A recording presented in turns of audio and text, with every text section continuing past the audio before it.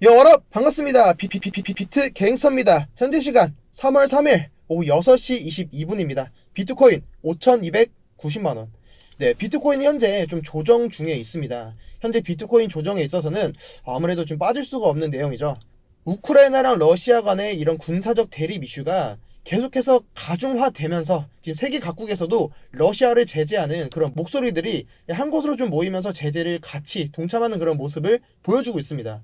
런던 증권 거래소에서도 러시아를 연계한 27개 기업의 거래를 중단을 하면서, 자, 오늘 방금 올라온 거죠. 업비트에서도 공지사항을 올렸는데 러시아 관련 IP 출금을 제한을 하겠다. 유엔에서 제재를 하고 있는 그런 국가를 참고를 해서 우리도 러시아를 제재하는 그런 모습을 같이 동참을 하겠다. 이런 입장을 좀 밝혀주었습니다. 왜 지금 이 러시아 관련 IP도 출금을 제한을 하려고 하냐. 자, 힐러리 클린턴이 이런 얘기를 했습니다.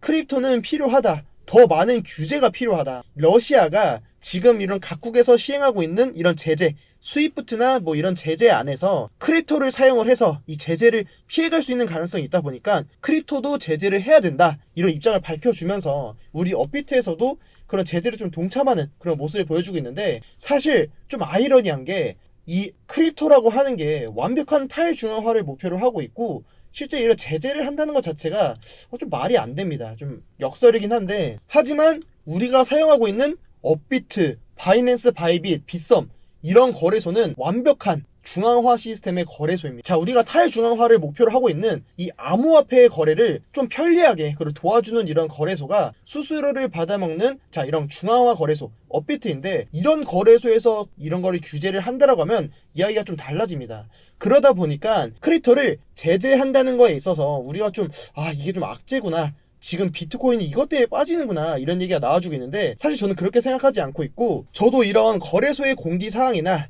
이런 기사들을 수도 없이 참고하고 체크하지만, 지금 이 크립토, 이 러시아 크립토를 제재를 한다는 거는 제 매매 관점에 있어서는 크게 영향을 주지는 않습니다. 그 이유에 있어서는 제가 저번에도 영상에서 말씀드렸을 때가 지금 추세를 좀 전환한 그런 움직임을 보여주고 있다. 자, 여기도 보시면은 지금 이 나와준 거래량이, 자, 여기 있는 이 거래량의 수치가 상당히 좀 높게 나와줬다. 자, 여기도 보면은 이 거래량, 이렇게 거래량이 이 정도 수치로 나와줬는데, 7월 달부터 지금까지 약 9개월간의 이런 한 사이클을 봤을 때 이 거래량은 충분히 우리가 추세를 전환할 수 있는, 이 거래량이 나와줬을 때 상승을 보여줬고, 이 거래량이 음봉에서 나와줬을 때, 음봉에서 이만큼 거래량이 나와줬을 때 추세를 전환하는 흐름, 여기서도 음봉이 나와줬을 때 상승에서 하락으로, 여기서도 그렇다면 이만큼의 거래량이 양봉에서 나와주면은 우리가 충분히 상승을 기대해 볼 수 있다. 이전처럼 지금과 동일한 수치에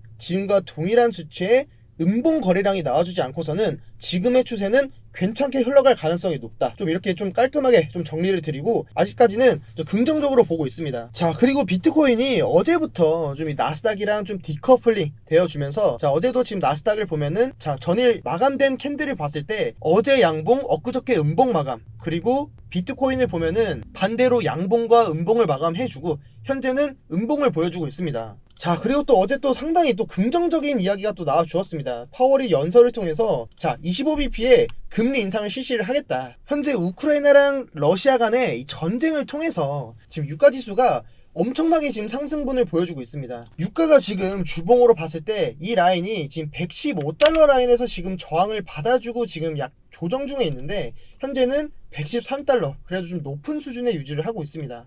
아무래도 러시아가 이 천연가스를 이 미국 다음으로 상당히 많은 양을 보유를 하고 있는 그런 국가다 보니까 침공, 계속되는 러시아의 우크라이나 침공에 대해서 좀 국가적인 제재를 하기 위해서 공급망을 막겠다, 금융이나 이런 수출 수입 관련된 제재를 가하겠다라는 강력한 입장을 보이다 보니까 러시아와 계속해서 거래했던 이런 천연가스 등의 이 공급망이 막힐 거다라는 이런 우려감에 오일 지수가 상당히 높게 지금 형성을 하고 있습니다. 오일 지수가 계속 급격하게 상승분을 보여주면서 인플레이션에 대한 우려가 증가를 하다 보니까, 자, 연준에서는 조금 더 공격적인 방향으로 이런 양적 긴축이나 금리 인상을 하겠다라는 이런 입장들도 계속 나와주면서 투자 시장이 상당히 좀 불안한 그런 모습이었습니다. 하지만 이제 어제 파월이 좀 발표를 해주기를, 자 25bp를 나는 상당히 좀 지지를 하고 있다. 하지만 인플레이션에 대한 수치가 너무 높기 때문에 금리 인상은 진행을 해야 된다, 이런 얘기를 좀 해주면서, 제가 저번에도 말씀드렸었지만 이 시장에서 가장 큰 악재는 불확실성입니다. 파월이 FOMC를 통해서 좀 이렇게 좀 피해가려는 여지를 보여주면서 명확하게 답변을 주지 않다 보니까 이 투자 시장에서는 좀 불안한 모습을 계속 보여줬는데, 어제 좀 명확하게 좀 답변을 주면서 이 나스닥 지수가 좀 반등세를 보여주면서 상승으로 마감을 해준 그런 모습입니다. 따라서 이 제 매매 관점에 있어서는 이 금리 인상, 제가 저번에도 말씀드렸지만 월봉의 관점에서 양봉으로 턴을 해주는, 극적으로 이 달러 기준으로는 14%까지 상승을 보여주면서 양봉으로 이 몸통이 큰 양봉을 마감을 해주면서 좀 상승의 관점으로 이번 달부터는 좀 볼 거다. 비트코인이 빠지면 빠질수록 난 조금씩 물량을 모아가겠다, 이런 말씀을 드렸었는데, 사실 지금 작년 11월부터 시작되어 이런 인플레이션에 대한 우려가 이미 시장에는 많이 반영이 되어 있는 듯 보여지고 있습니다. 그렇기 때문에 현재로서는 좀 불확실성도 좀 해결이 되면서 좀 금리 인상 좀 언제 하겠다, 3월달에 할 거고 0.25bp 인상을 하겠다라는 이야기가 나와주면서 좀 시장에는 긍정적인 반응을 좀 보여주고 있습니다. 자, 그럼 지금 비트코인이 계속 빠져주고 있는데 어디까지 좀 빠져주는 것이고 어디서부터는 좀 매수를 해봐도 될지 좀 그걸 좀 알려드리려고 하는데, 자 일봉으로 좀 쪼개서 다시 보면은, 제가 저번에도 이 매물대적인 관점, 이 트레이딩 뷰에서 볼륨 프로파일을 검색을 해서 이 보조지표를 활용을 하면은 우리가 이 볼륨을 볼 수 있습니다. 결국 이 매물대라고 하는 것은 매수 매도가 활발하게 일어난 구간을 말하는 게 매물대고, 그렇다는 것은 이 매물대는 투자자들의 매수 매도에 의해서 만들어진 물량입니다. 이 구간에서 저는 41.5K까지는 계속해서 매수는 받아봐도 되는 구간으로 보여지고 있고, 사실 이 41.5K 구간을 이탈을 하게 되면, 여기를 다시 저항받아주게 될 겁니다. 여기를 저항받아주게 되면은 그때는 상승보다는 하락으로 나와줄 가능성이 좀 높고, 하지만 저는 이 라인은 무조건 지켜줄 거로 보고 있습니다. 지금 거래량도 그렇고 지금 장대 양봉 나와준 것도 그렇고 상승에 대한 힘이 좀 강력하기 때문에 저는 하락보다는 여기서는 좀 상승이 좀 나와줄 가능성이 높다.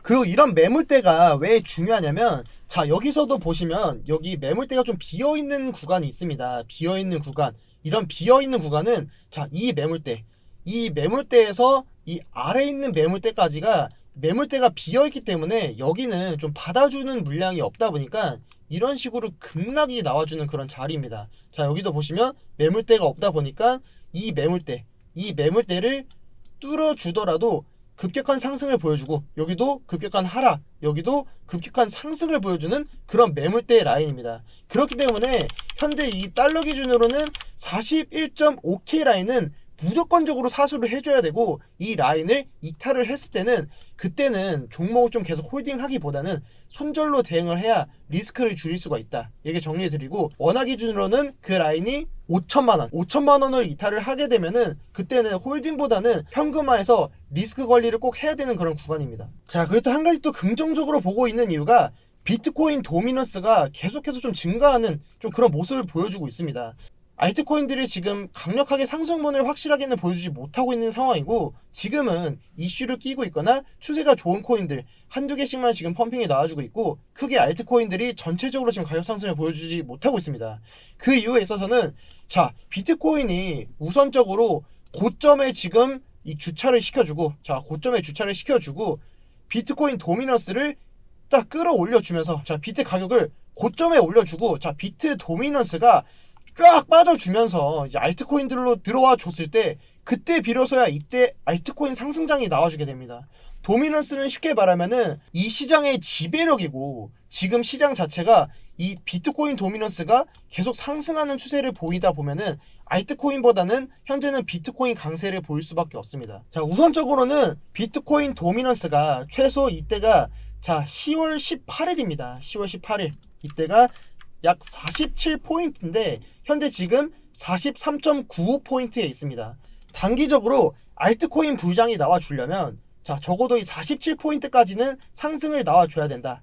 자 도미넌스 차트를 비트코인 차트랑 같이 비교해서 좀 설명을 드리면, 자 지금의 수치가 여기죠. 지금 이 약 44포인트, 이 44포인트 라인이 이때랑 동일한 수치인데, 이때가 자 10월 7일에서 8일 사이의 라인입니다. 이때 어떻게 기억하고 있죠, 우리가? 이때는 우리가 이 도미넌스 흡성 대법이라고 하면서 비트코인만 올라가던 그런 장이었습니다. 그리고 실제 알트코인 장세는 이때 나와줬습니다. 비트코인이 고점에 올려주고 비트가 이렇게 횡보를 해주면서 이때 도미넌스를 빼줬을 때 이때 알트코인 부장이 나와줬었는데, 자, 이때가 10월 4일에서 10월 8일 구간을 보면은, 자, 라이트코인으로 비교를 해보면은 그때가 작년 10월 8일에서 9일 실질적으로 비트코인이 엄청난 상승을 보여주었지만 이 알트코인은 크게 상승분을 보여주지 못했습니다. 이때가 이 비트코인 도미넌스가 올려줬을 때가 대략 뭐 한 10% 라인, 뭐 이 라인에서 왔다 갔다 해줬는데, 그 이후에 자, 여기죠, 11월달 이때 비트코인이 횡보해주면서 도미넌스를 빼줬을 때 그 도미넌스가 알트코인들로 쫙 흡수되면서 50%까지 상승을 보여주었습니다. 항상 과거랑 패턴은 똑같았습니다. 자, 비트코인이랑 도미넌스도 다시 보면은 결과적으로는 비트코인 도미넌스를 봐도 비트코인이 현재 지금 약세장이 아니라는 것을 우리가 알 수 있는 게, 자, 지금 여기가 40포인트 라인입니다. 제가 옛날에도 항상 강조드렸던 부분인데, 이 40포인트에 도달을 했을 때는 비트코인이 약세장에 들어온다. 자, 여기도 이 40포인트 도미넌스가 이 바닥을 쳤을 때는 약세장에 들어온다. 여기도 비트코인이 40포인트에 도달했을 때 약세장에 들어오고, 자, 여기도 비트코인이 이 40포인트에 도달했을 때는 약세장에 도달한다. 우리가 이걸 알 수 있고, 비트코인 도미넌스만 봤을 때도 현재는 좀 긍정적으로 비트코인이 회복세에 들어가고 있다. 좀 이렇게 좀 정리를 드리고, 단기적으로 알트코인 불장이 오려면 최소 이 47포인트 라인까지는 도미넌스가 회복을 해줘야 된다. 이후에 비트코인이 고점에 주차를 해주면서 이 라인에서 횡보를 해주고 도미넌스가 하락을 보여줬을 때, 그때 진짜 불장다운 알트코인 불장이 나와줄 수 있다. 이렇게 좀 정리를 드리겠습니다. 자, 오늘 제가 좀 이 꿀통을 좀 풀어드리려고 하는데, 오늘은 진짜 이게 좋다 뭐 이런 게 아니라 좋은 코인을 어떻게 하면 찾을 수 있고 그 코인들을 어떻게 우리가 찾아서 매수를 할까. 업비트의 기본 차트에 보면은, 지표에 보면은 볼륨 프로파일이라고 있습니다. 볼륨 프로파일 들어가면은, 자, 우리가 이 매물대를 볼 수가 있는데, 매물대가 제 영상을 많이 보신 분들은 아시겠지만 저는 이 매물대를 상당히 중요하게 사용하고 이 매물대로 좀 매매를 좀 많이 하는 편입니다. 자, 스텔라루멘으로 대표적으로 예를 들면, 자, 이 매물대 제가 옛날에도 설명드렸을 때 이 매물대가 결국은 사람들이 만든 거다. 그리고 이 사람들이 이 가격을 올리려고 하면은, 자, 지금 여기서도 이 300원, 자, 이 스텔라 루멘이 이 300원 라인에서 지금 저항을 받았는데, 결국 이 스텔라 루멘이 이 300원을 돌파를 해주고 강한 상승을 보여주려고 하면 이 매물대에 있는 이런 물량들을 소화를 시켜줘야 가격 상승을 보여줄 수가 있습니다. 사실 지금도 뭐 전쟁 이슈, 금리 인상 이슈, 자, 가격대가 300원대만 온다고 하면 지금 이 투자자들이 버텨줄까요? 내 평단 왔구나, 드디어 탈출이구나, 다 매도를 하겠죠. 자, 우리가 종목을 고를 때 이런 매물대를 좀 확인을 하면서 종목을 진입을 해야 됩니다. 자, 그렇다고 해서 스텔라루멘이 무조건 안 간다는 게 아니고, 적어도 지금 신규 진입을 한다라고 하면은 이런 매물대가 없는 게 좋겠죠. 그럼 좋은 매물대는 뭐냐? 자, 제가 계속 이 헌트 좀 좋다고 많이 말씀드리는 것 같은데, 자, 헌트가 매물대적으로 봤을 때도 상당히 좋습니다. 지금 이 1000원, 800원에서 1000원대 라인, 이 강력한 매물대를 지지받아주고 지켜주고 있습니다. 그리고 이 위에 물량을 보면은 매물대가 없기 때문에, 자, 매물대가 많이 이렇게 쌓여있지 않기 때문에 이 위에서는 강력한 펌핑을 보여줄 수 있는 겁니다. 자, 카이버 네트워크도 지금 좀 강한 상승분을 보여주고 있는데 동일합니다. 이 매물대를 지켜주니까 이 위에는 매물대가 없다 보니까 강한 상승을 쉽게 보여주는 겁니다. 싸워야 될 물량이 없으니까, 매도 물량이 없으니까 가격을 쉽게 올릴 수 있는 겁니다. 자, 반대로 이캐시 같은 경우가 빠지더라도 이 밑에 있는 이 물량이 너무 두텁기 때문에 오히려 이 밑으로 물량이 더 빠지기는 또 힘든 그런 코인입니다. 매물대가 위에 있으면은 저항으로 작용을 하지만 아래에 있으면은 강한 지지가 된다. 그리고 이캐시는 현재 지금 이 아래 구간이 좀 강하게 지지를 받아주고 있어서 이캐시는 이 밑으로는 빠지기가 좀 힘든 구간입니다. 자, 실리수도 보면은 저항이 좀 바로 위에 잡혀있죠. 그러다 보니까 여기서도 가격 상승을 크게 보여주지 못하고 저항 맞고 좀 떨어진 그런 모습인데, 램도 지금 바로 위에 지금 저항이 좀 많이 쌓여있고, 솔라나 같은 코인이 자, 지금 여기 12만원대에서 매물대를 지금 계속 만들어주고 바닥을 다져주고 있습니다. 이런 코인들이 이 가격대만 지켜준다고 하면은, 자, 여기 매물대가 비어있기 때문에 적어도 여기까지는 크게 또 상승에 한번 나와줄 수 있다. 이렇게 좀 정리를 드리고, 자, 시장이 계속해서 이 긍정적인 방향으로 좀 흘러가려고 하는데, 자, 이 러시아가 계속 이 시장의 앞길을 가로막는 그런 분위기입니다. 좀 러시아 고위층도 푸틴이 좀 미쳤다고 생각을 하고 있는데, 저도 좀 진짜 푸틴이 좀 미친 것 같습니다. 빨리 이 러시아가 좀 굴복을 하면서 이 우크라이나에 대한 군사적 이슈가 해결이 되고, 다시 한번 또 이 우리 암호화폐 시장에 부장이 좀 오기를 바라고 있고, 자, 저는 또 내일 오늘처럼 또 꿀통, 그리고 더 좋은 정보, 빠른 정보로 여러분들께 또 찾아뵙도록 하겠습니다. 네, 오늘 영상 여기까지고 오늘도 시청해주셔서 정말 감사합니다. 지금까지 비트 갱스였습니다. 감사합니다.